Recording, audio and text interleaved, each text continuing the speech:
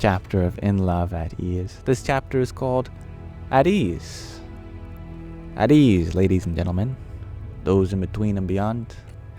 Let's learn from how Swamishri was always at ease and how we can learn to be also.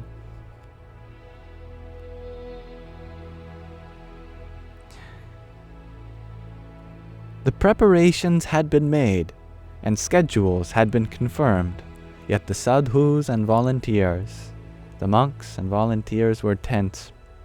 After all, President Kalam and Prime Minister Singh were coming to Swaminarayan Akshardham, New Delhi. These are the leaders of India at that time.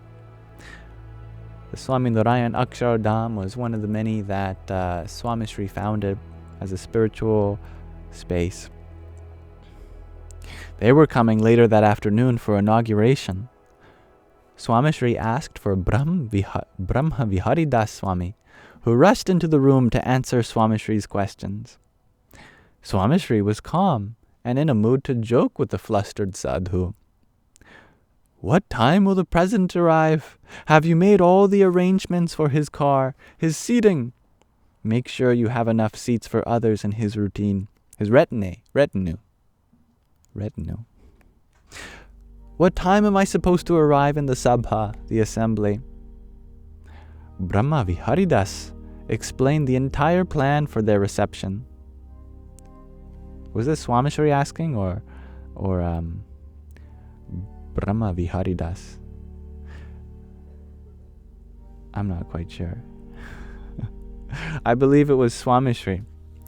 I was thinking it was Brahma Viharidas, so I made it sound like they were in a rush or anxious, but Swamishri probably wasn't. He probably said all of that with calmness. Swamishri nodded and approved silently. Or maybe it wasn't him. Oh, now I'm confused. Anyway. Oh, and one more thing. They won't stop my car, will they? You never know, especially with all the added security. Feeling agitated, Brahma Viharidas Swami was about to respond when he saw Swamishri chuckling underneath his saffron upper garment. He realized that Swamishri was easing his stress with humor. He laughed and felt a weight lift off his shoulders. To be at ease is to laugh when others forget. Anyway, that's the main point, isn't it? Swamishri was quick to turn a moment around with his laughter and wit. Ahmedabad was one of Swamishri's busiest stops during his travels. Thousands of devotees, thousands of bhaktas lined up for his personal darshan after his morning puja or meals. And at times, it could get chaotic. The sadhus and volunteers tried their best to control the crowds and space them out over the days, but it almost, always, was overwhelming. One afternoon, Swamishri had just finished meeting more than 150 bhaktas and was standing up to return to his residence.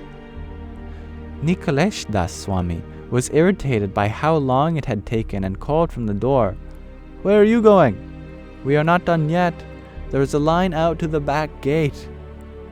He pretended to strain his eyes and look out an imaginary crowd beyond the room's door. Swamishri piped back as Nikhilesh Das Swami, who was known to always be in a rush. "Nikhilesh? I have the patience for a few hundred more. Do you? Besides, I am comfortable in my seat. You're the one that's standing by the door. Keep them coming. I will be fine." Swamishri's smirk and wit was enough to make Nikhilesh Das Swami burst out laughing. He had tried to play with Swamishri, but his guru's witty response was actually more than he could handle. It instantly calmed him down. To be at ease is to use your wit and humor to help others relax.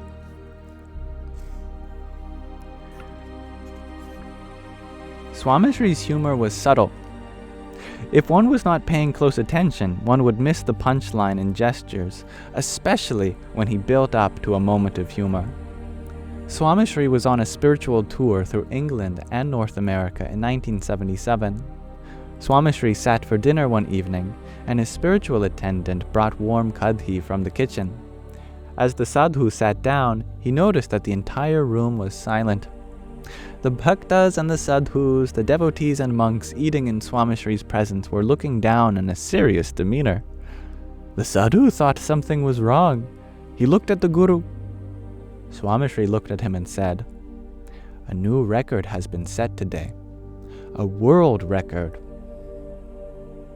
The sadhu was now nervous.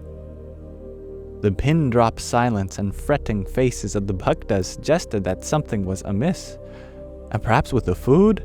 Had he used sugar instead of salt? Did something go bad? He looked at Swamishri and awaited his response. Swamishri built the suspense for several more minutes before saying, "When we left India, the BBC had put out an alert.